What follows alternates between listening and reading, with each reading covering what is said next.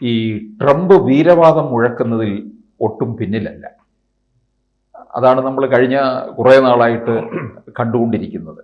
അതിലൊരു വീരവാദമാണോ ഇപ്പോൾ അദ്ദേഹം പറഞ്ഞിരിക്കുന്നത്? അതായത് 6 മാസം കൊണ്ട് 6 യുദ്ധങ്ങൾ അവസാനിപ്പിച്ചു ആണോ? പിടിക്കുകയാണെങ്കിൽ കണങ്ങിയ കൊമ്പിൽ പിടിക്കണം. മത്സ്യബന്ധന തൊഴിലാളിയെ സംബന്ധിച്ചിടത്തോളം പിടിക്കുകയാണെങ്കിൽ കൊമ്പൻ സ്രാവിനെ പിടിക്കണം. യുദ്ധങ്ങൾ അവസാനിപ്പിക്കുന്നതാണ് ഒരു നേട്ടമെങ്കിൽ സെർബിയ കോസവോ യുദ്ധം, റുവാണ്ട കോങ്കോ യുദ്ധം, തായ്ലൻഡ് കംബോഡിയ യുദ്ധം എന്നിങ്ങനെയുള്ള നെത്തോലികളല്ല വലയിൽ വീഴേണ്ടത്. മറിച്ച് 2 വമ്പൻ സ്രാവുകൾ, അല്ല അതിലൊന്ന് തിമിംഗലമാണ്. അത് റഷ്യ ഉക്രൈൻ സംഘർഷം.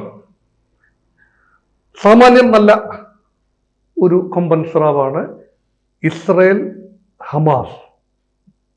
ഇതിലാകെ ഒരു സംഘർഷം മാത്രമേ ഭാഗികമായിട്ടെങ്കിലും, വലിയ സംഘർഷങ്ങൾ ഒന്നെങ്കിലേ ഭാഗികമായിട്ടെങ്കിലും അവസാനിപ്പിക്കാൻ കഴിഞ്ഞിട്ടുള്ളൂ. അത് ഇറാൻ ഇസ്രായേൽ സംഘർഷമാണ്. ഇറാൻ കഴിഞ്ഞ ദിവസം പറഞ്ഞിരിക്കുന്നു, ഞങ്ങൾ യുദ്ധം നിർത്തിവെച്ചിട്ടേ ഉള്ളൂ, പൂർണ്ണമായി ഇസ്രായേലിനെ ആക്രമിക്കാനുള്ള പദ്ധതി ഉപേക്ഷിച്ചിട്ടില്ല. അതിനർത്ഥം എന്താ? ഇനിയും ഉണ്ടാകാം. ട്രംപ് ഇട്ട വലയിൽ കുരുങ്ങിയത്, സമാധാന വലയിൽ കുരുങ്ങിയത് ഏതാനും ചാള, മത്തി, അല്ലെങ്കിൽ നെത്തോലി, അല്ലെങ്കിൽ പള്ളത്തി, അങ്ങനെയൊക്കെ വേണമെങ്കിൽ പറയാം. അത് പോരാ. സമാധാനത്തിന് നോബൽ സമ്മാനം ലഭിക്കണമെങ്കിൽ under his belt there should be something big. അതാണ് സമാന്തരമായി കഴിഞ്ഞ രാത്രിയിൽ സമാന്തരമായി 2 ചർച്ചകൾ അല്ലെങ്കിൽ 2 പ്രഖ്യാപനങ്ങൾ വരികയാണ്. ഒന്ന് ട്രംപ് സെലൻസ്കി കൂടിക്കാഴ്ച. അതിൽ നിന്ന് പ്രതീക്ഷിച്ച പ്രഖ്യാപനങ്ങൾ വന്നില്ല എങ്കിലും വഞ്ചി തിരുനക്കരയിൽ നിന്നും സ്വല്പം നീങ്ങിയിരിക്കുന്നു. ഇല്ലത്തു നിന്ന് തിരിച്ചു.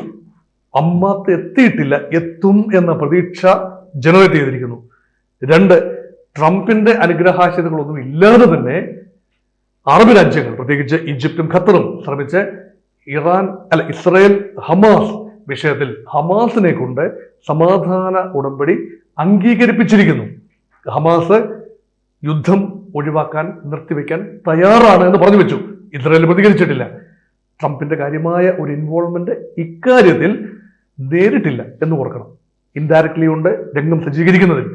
അതുകൊണ്ട് ട്രംപ് ഇപ്പോൾ പറയുന്നത് 6 മാസങ്ങൾ 6 യുദ്ധങ്ങൾ ഞാൻ അവസാനിപ്പിച്ചു. അതായത് വൈക്കം മുഹമ്മദ് ബഷീറിന്റെ ഭാഷയിൽ പറഞ്ഞാൽ, എന്റെ നേട്ടങ്ങൾക്ക് എന്റെ ഉപ്പായിക്ക് ഒരു ആന ഉണ്ടായിരുന്നു, 1 അല്ല 6 ഉണ്ടായിരുന്നു. 6ഉം കുഴിയാനയായിപ്പോയി. 6ഉം കുഴിയാനയായിപ്പോയി. ഒരാനക്കുട്ടിയെങ്കിലും എനിക്കിപ്പോൾ ആവശ്യമുണ്ട്. അതുകൊണ്ടാണ് ട്രംപ് പറയുന്നത്, റഷ്യ ഉക്രൈൻ യുദ്ധം ഞാൻ തീർച്ചയായും അവസാനിപ്പിക്കും. അതിനുവേണ്ടി യൂറോപ്യൻ യൂണിയൻ നേതാക്കളെ ഞാൻ കണ്ടു കഴിഞ്ഞു. കഴിഞ്ഞ രാത്രിയിൽ നന്നായി ഗുണദോഷിച്ചു വിട്ടിട്ടുണ്ട്. പുട്ടിനെ പ്രകോപിപ്പിക്കുന്ന ഒന്നും തന്നെ പറയരുത്, ദൈവത്തെ ഓർത്ത്. എൻ്റെ നോബൽ സമ്മാനം കട്ടപ്പുക നിങ്ങൾ പറഞ്ഞാൽ. അതുപോലെ സെലൻസ്കിക്കും സ്റ്റഡി ക്ലാസ് എടുത്തു. പഠിക്കൊണ്ട് കലമുടക്കല്ലേ മോനെ സെലൻസ്കി, ഒന്നും പറയരുതേ, എൻ്റെ അഭ്യർത്ഥനയാണ് എന്ന് പറഞ്ഞു വിട്ടു. പുട്ടിനോട് പറഞ്ഞു, ഞാൻ ഇവരോട് കാര്യങ്ങൾ പറഞ്ഞ് റെഡിയാക്കിയിട്ടുണ്ട്. ഫോണിൽ ഒരു 10-40 മിനിറ്റ് സമയം ട്രംപ് പുട്ടിൻ സംസാരവും ഉണ്ടായി. പാരലായി മറ്റു ചിലതും കൂടെ സംഭവിക്കുന്നുണ്ടായിരുന്നു. Chinese foreign minister Wang Yi visited New Delhi and indulged in a very cordial talk with India's foreign minister S. Jaishankar. പാരലായി അങ്ങനെയും നയതന്ത്രങ്ങൾ നടക്കുന്നുണ്ട്. ഇന്ത്യൻ പ്രധാനമന്ത്രി നരേന്ദ്രമോദി പോവുകയാണ് ചൈനയിലേക്ക് ഈ മാസം 31-ാം തീയതി. റഷ്യൻ പ്രസിഡന്റ് പുടിനും ഇന്ത്യൻ പ്രധാനമന്ത്രി നരേന്ദ്രമോദിയും തമ്മിൽ നിരന്തരം ഫോണിൽ ബന്ധപ്പെടുന്നുണ്ട്. ഇവിടെ കഴിഞ്ഞ ദിവസം വിളിച്ചിരുന്നു. ഇന്ത്യക്ക് റഷ്യ എണ്ണ നൽകുന്നതും ഇന്ത്യ എണ്ണ വാങ്ങുന്നതുമാണല്ലോ പ്രശ്നം. അപ്പോൾ ഇന്ത്യക്കും ഇക്കാര്യത്തിൽ ലോക സമാധാന പ്രക്രിയയിൽ ഒരു സ്റ്റേക്ക് ഉണ്ട്. ഇനി നാളെ പുടിൻ പറയുകയാണ്, ശരി നിങ്ങൾ ഇത്രയും എത്തിച്ചു നിർത്തി, thank you very much mister Trump, but I would like to have India as an independent country wanting to mediate എന്ന് പറഞ്ഞാൽ ഇരുപ്പതാണ്. പറയുമെന്ന് ഞാൻ പറയുന്നില്ല, കാരണം ഇന്ത്യയുടെ നയം അതല്ല. ഇന്ത്യയുടെ നയം തേർഡ് പാർട്ടി മീഡിയേഷൻ അല്ല. പക്ഷേ പുടിൻ പറയുകയാണ്, സെലൻസ്കിയും പറയുകയാണ്, അമേരിക്കയ്ക്ക് സാധിക്കാത്തത് ഇന്ത്യക്ക് സാധിച്ചാൽ അടുത്ത റൗണ്ട് എന്തും സംഭവിക്കാം. അതുകൊണ്ടാണ് പറയുന്നത് രംഗമൊരുക്കിയിരിക്കുന്നു. ട്രംപിന്റെ നോബൽ സമ്മാന പ്രതീക്ഷകൾ ആണ് ഇവിടെ ഇത്രയും പ്രശ്നമുണ്ടാക്കുന്നതെങ്കിൽ ഒരുപക്ഷെ ഈ തീരെ തടുപ്പിക്കാൻ ട്രംപിന് കഴിയണമെന്നില്ല.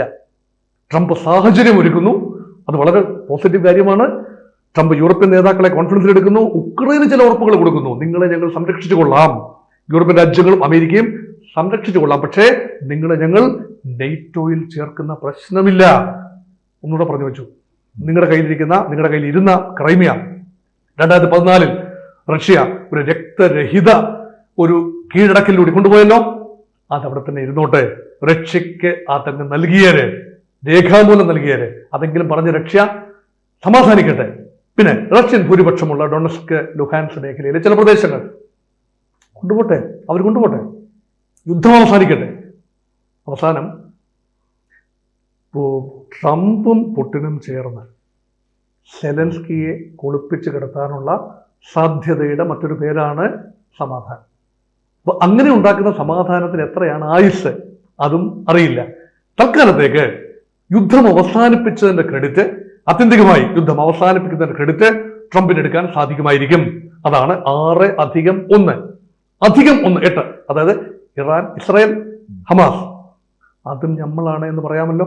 അപ്പൊ ഈ 6 കഴിഞ്ഞു, 7ാമത്തെ എന്നുള്ളത് 7ഉം 8ഉം എന്നുള്ള രീതിയിൽ വരും. ഓരോ മാസങ്ങൾ കഴിയുമ്പം ട്രംപ് ഫെബ്രുവരിയിൽ ജനുവരി 2025 മുതൽ തുടങ്ങി, ഇപ്പോൾ ഓഗസ്റ്റ് മാസമായി, 8 മാസം ആയിരിക്കുന്നു. 8 മാസത്തിൽ 8 സമാധാന കരാറുകൾ, അത് തീരെ മോശമല്ല.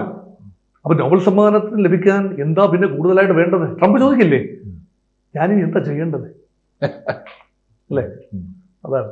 അപ്പൊ ഞാൻ ചോദിച്ചോട്ടെ, ലോകത്ത് ഇപ്പോഴും പലയിടങ്ങളിലും പല യുദ്ധങ്ങളും നടക്കുന്നുണ്ട്. നേരത്തെ പറഞ്ഞതുപോലെ ചെറിയ യുദ്ധങ്ങൾ ഉണ്ട്, തീർച്ചയായിട്ടും നമ്മൾ അറിയാതെ പോകുന്ന, അല്ലേ?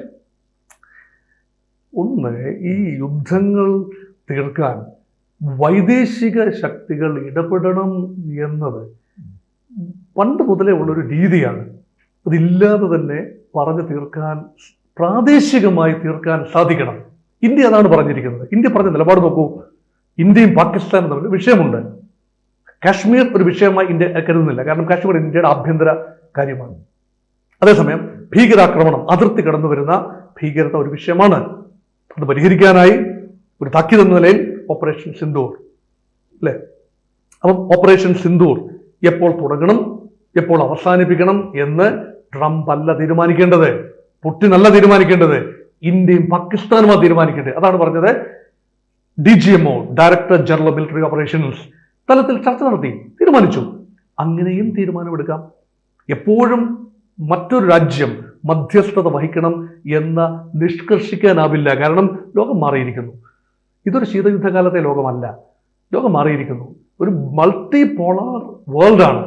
അതുകൊണ്ട് ഇന്ത്യക്കും മധ്യസ്ഥത വേണമെങ്കിൽ വഹിക്കാം, പക്ഷെ നമ്മൾ നിലപാട് മാറ്റേണ്ടി വരും. സിംഗിൾ അഗ്രിമെന്റിന്റെ ആ ഒരു ബൈലാറ്ററലിസം എന്ന നിലപാട് മാറ്റിക്കൊണ്ട് ഇന്ത്യക്ക് മധ്യസ്ഥത വഹിക്കാം, ഇന്ത്യക്ക് മധ്യസ്ഥത സ്വീകരിക്കാം. ഇന്ത്യ ഉൾപ്പെടുന്ന തർക്കത്തിന് മധ്യസ്ഥത സ്വീകരിക്കണമെങ്കിൽ 72 സിംല കരാർ നമ്മൾ തള്ളിക്കളയണം, സ്പിരിറ്റ് നമ്മൾ തള്ളിക്കളയണം.